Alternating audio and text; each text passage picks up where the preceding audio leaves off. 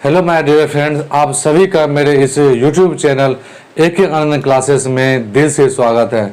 आज हम लोग स्टार्ट करने वाले हैं भारतीय संविधान से रिलेटेड तीसरी क्लास। इससे पहले मैंने फर्स्ट और दूसरी क्लास में करवा चुका हूं। आज उसी सीरीज में हम लोग करने जा रहे हैं तीसरी क्लास। अभी तक जो हमने जो अधिनियम पढ़ा था उसी अधिनियम के तहत जो आपके महत्वपूर्ण ऑब्जेक्टिव क्वेश्चन बन रहे हैं, आज हम लोग जो है उसी क्वेश्चन को देखने का प्रयास करेंगे। तो आइए अब हम लोग स्टार्ट करते हैं और बारी बारी से महत्वपूर्ण ऑब्जेक्टिव क्वेश्चन को देखते हैं। तो देखिए, पहला जो क्वेश्चन है जो मैंने लिया गया है, रेगुलेटिंग एक्ट कब लाया गया था। पहला क्वेश्चन क्या है, रेगुलेटिंग एक्ट कब लाया गया था। तो इसका सही और सटीक आंसर होगा 1773 ईस्वी में यह जो है आपका एक्ट आया था। कितना भी एक्ट आया था, तो 1773 ईस्वी में एक्ट आया था। ठीक है। उसके बाद जो देखिए नेक्स्ट क्वेश्चन जो है क्या है, किस एक्ट के तहत भारत में सर्वप्रथम ईस्ट इंडिया कंपनी के कार्यों का मूल्यांकन किया गया। यानी जो ईस्ट इंडिया कंपनी थी उनका कार्य कैसा था, उस कार्य के लिए जो है एक अलग से एक्ट का निर्माण किया गया था। तो वही पूछ रहा है कि वह कौन सा एक्ट है जो भारत में सर्वप्रथम क्या किया कि ईस्ट इंडिया कंपनी कैसी कार्य करती है, उसका मूल्यांकन किया गया। तो इसका सही आंसर होगा आपका रेगुलेटिंग एक्ट।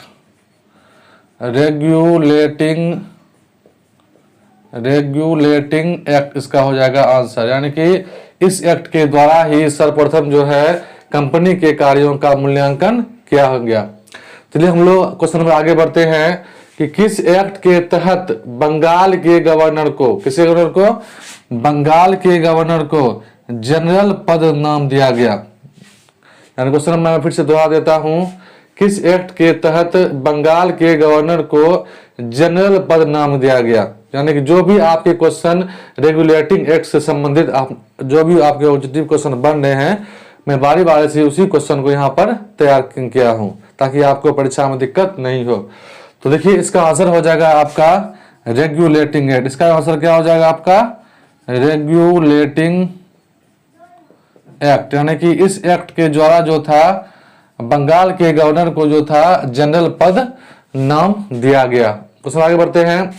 रेगुलेटिंग एक्ट के तहत, जैसे रेगुलेटिंग एक्ट लागू हुआ उसके तहत बंगाल के प्रथम गवर्नर कौन बने। बंगाल में जो था प्रथम गवर्नर बनाया गया। ये पूछ रहा है कि बंगाल का प्रथम गवर्नर कौन बना। तो इसका आंसर आपका हो जाएगा Lord Warren Hastings. Lord Warren Hastings जो थे, लॉर्ड वारेन हेस्टिंगस जो थे वो बंगाल के प्रथम गवर्नर बने। नेक्स्ट क्वेश्चन है, किस एक्ट या अधिनियम के तहत कलकत्ता में उच्च न्यायालय की स्थापना की गई। जी हाँ दोस्तों, क्वेश्चन लिखा हुआ है, किस एक्ट या अधिनियम के तहत कलकत्ता में जो है उच्च न्यायालय की स्थापना की गई। इसका भी आंसर आपका होगा रेगुलेटिंग एक्ट। यानी कि इस एक्ट के द्वारा ही जो था कलकत्ता में जो था आपका उच्च न्यायालय का स्थापना किया गया। ये हो गया आपका रेगुलेटिंग एक्ट। आप लोग इसको याद रखेंगे। उसके बाद नेक्स्ट क्वेश्चन है कि कलकत्ता उच्च न्यायालय के प्रथम न्यायाधीश कौन बने। क्या है, कलकत्ता उच्च न्यायालय के प्रथम न्यायाधीश कौन बने। जैसे ही कलकत्ता में उच्च न्यायालय की स्थापना हुई तो उसके बाद जो है इसका प्रथम न्यायाधीश कौन बने। क्वेश्चन क्या है कि कलकत्ता में उच्च न्यायालय के प्रथम न्यायाधीश कौन बने। तो इसका आंसर होगा सर एलिजाह जम्पे। ये जो थे आपके सर्वप्रथम जो है आपके न्यायाधीश बने। क्या नाम था इसका, सर एलिजाह इम्पे। क्या नाम था इसका, सर एलिजाह इम्पे। तो जिम्पे लिखा गया। सर एलिजाह इम्पे जो था ये आपके क्या बने, तो उच्च कलकत्ता उच्च न्यायालय के प्रथम न्यायाधीश बने। आगे चलते हम लोग। एक्ट ऑफ सेटलमेंट कब लाया गया। इसके बाद नया जो एक्ट है, पहले था आपका, पहले आया आपका रेगुलेटिंग एक्ट आया, उसके बाद जस्ट आया एक्ट ऑफ सेटलमेंट। क्वेश्चन है कि एक्ट ऑफ सेटलमेंट कब लाया गया, तो इसका आंसर क्या हो जाएगा 1781 ईस्वी, यानी कि 1781 ईस्वी में जो था आपका एक्ट ऑफ सेटलमेंट लाया गया। क्या लाया गया आपका, एक्ट ऑफ सेटलमेंट लाया गया। तो हम लोग बढ़ते हैं इसके अब नेक्स्ट और ऑब्जेक्टिव क्वेश्चन को, यानी हम लोग ने पिछले क्लास में 1 क्लास में पिछले और 2nd क्लास में जो जो भी आपने अधिनियम पढ़े हैं उससे संबंधित आज जो भी आपका ऑब्जेक्टिव क्वेश्चन बनेगा वो सारे ऑब्जेक्टिव आज मैं आपको करवा दूंगा ताकि आपको दिक्कत नहीं हो। तो हम लोग बढ़ते हैं अगले क्वेश्चन की ओर। किस एक्ट के अनुसार कलकत्ता की सरकार को बंगाल, बिहार और उड़ीसा के लिए विधि बनाने का कानून मिला? कह रहा है कि वह कौन सा ऐसा एक्ट था, उस एक्ट के द्वारा जो है कलकत्ता की सरकार को बंगाल, बिहार और उड़ीसा के लिए विधि का मतलब होता है नियम, कानून बनाने का मौका मिला।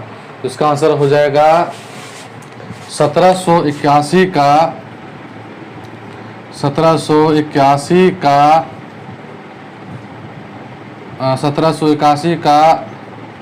एक्ट सेटलमेंट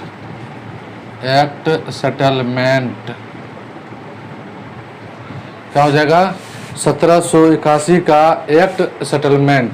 इसका पूरा नाम है एक्ट ऑफ सेटलमेंट भी कह सकते हैं, एक्ट ऑफ सेटलमेंट याद रहेगा। यानी कि किस एक्ट के द्वारा कलकत्ता की सरकार को बंगाल, बिहार और उड़ीसा के लिए विधि बनाने का नियम हुआ। इसका आंसर होगा 1781 का एक्ट सेटलमेंट या एक्ट ऑफ सेटलमेंट। नहीं, इस एक्ट के द्वारा ही जो वहाँ की सरकार को बनाने का नियम मिला। अब क्वेश्चन नंबर नेक्स्ट बढ़ते हैं। किस एक्ट के द्वारा दोहरे प्रशासन को मंजूरी मिली? यानी किस एक्ट के द्वारा जो है दोहरे प्रशासन को क्या मिला, मंजूरी मिला? इसका देखिए आंसर आपका हो जाएगा पिट्स इंडिया एक्ट। क्या नाम होगा इसका? Pitt's India act. क्या पिट्स इंडिया एक्ट। इस कानून के द्वारा जो है दोहरे प्रशासन का प्रचलन हुआ। और नेक्स्ट है कि पिट्स इंडिया एक्ट कब लाया गया था? इसका डायरेक्ट आंसर हो जाएगा 1784 ईस्वी। 1784 ईस्वी में जो था पिट्स इंडिया एक्ट लाया गया।